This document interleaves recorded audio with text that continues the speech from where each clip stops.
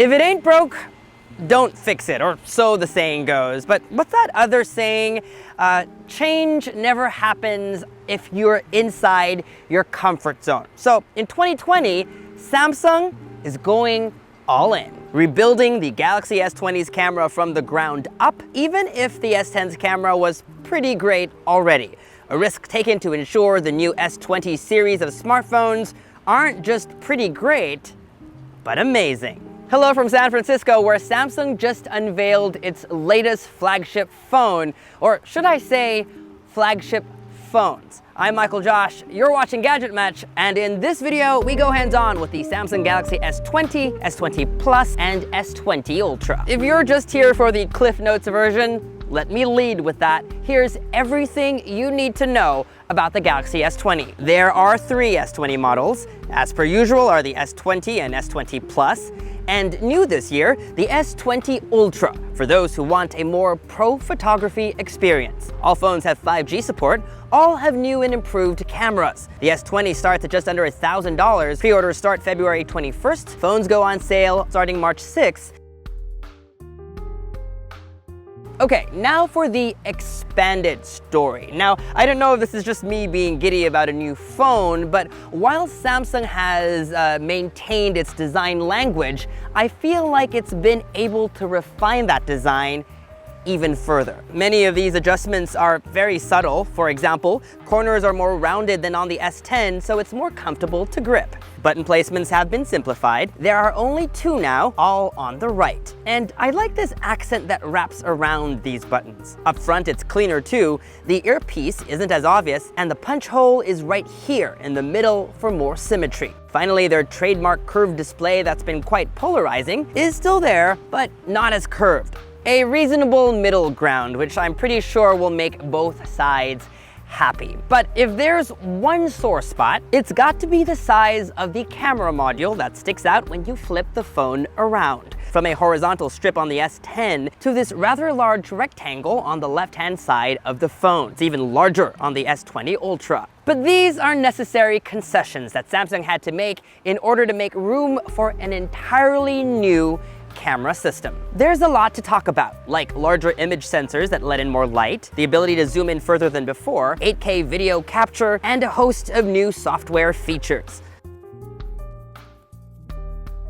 Since the S6, the sensor size on the Galaxy S's main camera has stayed the same size. This year though, it gets a big upgrade.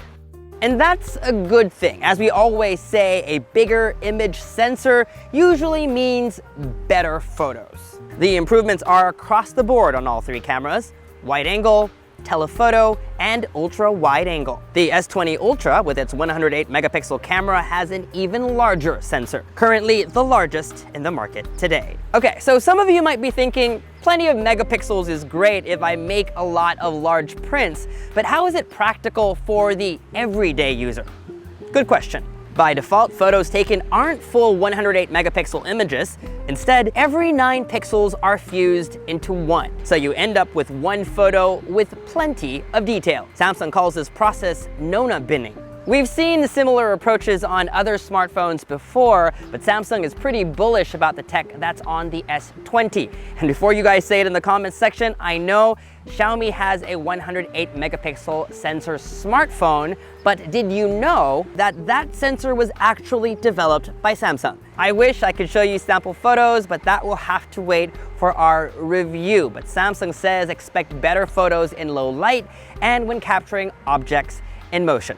Before we move on, a little note about the selfie camera. Apart from being moved from the top right to the top center, both the S20 and the S20 Plus have only one selfie camera now. Last year, the S10 Plus had 2. On paper, it looks like it's the same selfie camera as last year. It's sufficiently wide. Here's one I took on the S20 with Chai, my producer. For even more resolution, the S20 Ultra has a 40 megapixel front camera.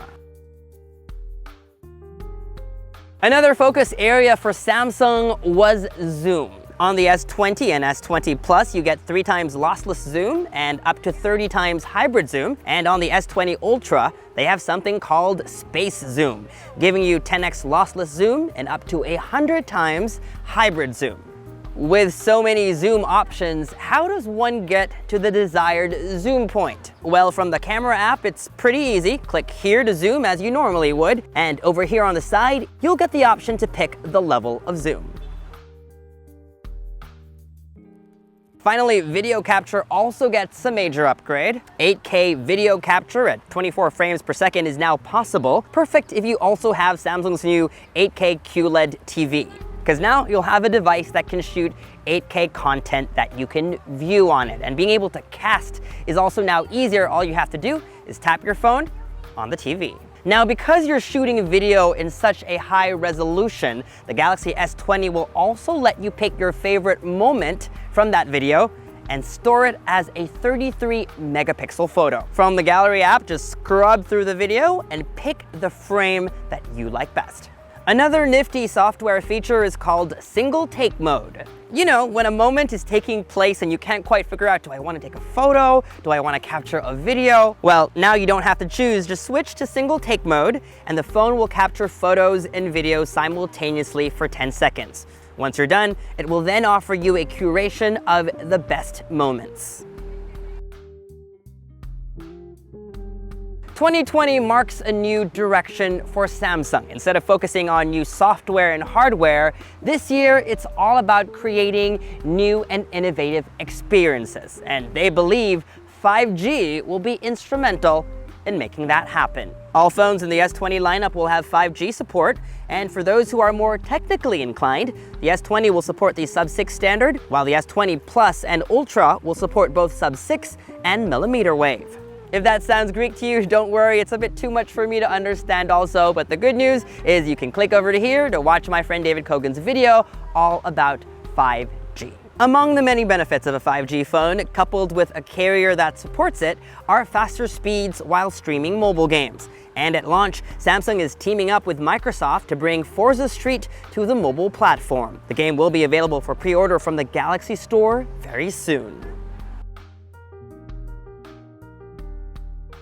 Speaking of partnerships, there's also one with Spotify that integrates with routines on the S20 and dedicated gesture controls on the new Galaxy Buds Plus, which is also launching in this range of colors and will retail for $149 starting March 6th. Google Duo is also now built into the OS. You know, Google's video calling application a la FaceTime on the iPhone. That's now built into the Contacts app. And if you make duo calls from one Galaxy S20 to another, these video calls can be in full HD.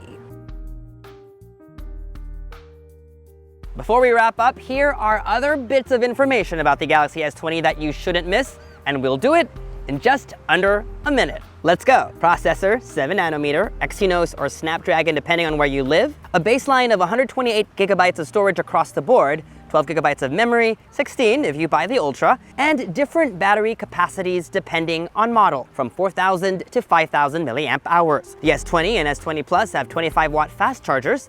The S20 Ultra has a 45-watt one. And let's not forget the display. It's a big deal on the S20. There are 3 different screen sizes depending on the model, but all come with a gorgeous 120Hz AMOLED display. That buttery smooth refresh rate is hard to capture on camera, and was once a feature only seen on high-end gaming phones. Say goodbye to the headphone jack. It's gone on all models. The S10 still had it. On the right side, there's still space for a micro SD card up to 1 terabyte. Finally, let's talk about colors. Cloud Pink is exclusive to the S20, Cloud Blue is available on the S20 and S20 Plus, and the S20 Ultra only comes in Cosmic Gray and Cosmic Black.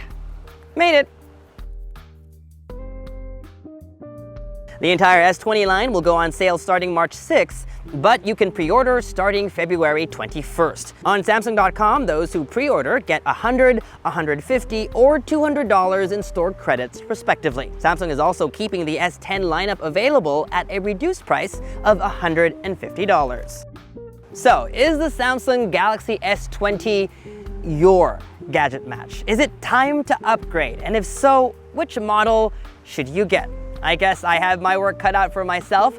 We'll be posting a video real soon. Let me know what you guys would like to see and which questions you'd like answered by leaving a message in the comments section below. I personally would love to take its camera for a spin to see if rebuilding it from scratch really made that big of a difference. We have a lot of videos coming real soon, including an unboxing video and a hands-on with the Galaxy Z Flip. Once those are available, we'll be putting links up here and you can watch that. But to make sure you don't miss any of this coverage, make sure to subscribe to our YouTube channel. Hit that bell icon so that you get notified as soon as we post those videos. Follow us on social media for all the behind-the-scenes fun stuff. And as always, make GadgetMatch.com your daily habit. From here in San Francisco, I'm MICHAELJOSH. Thanks for dropping by.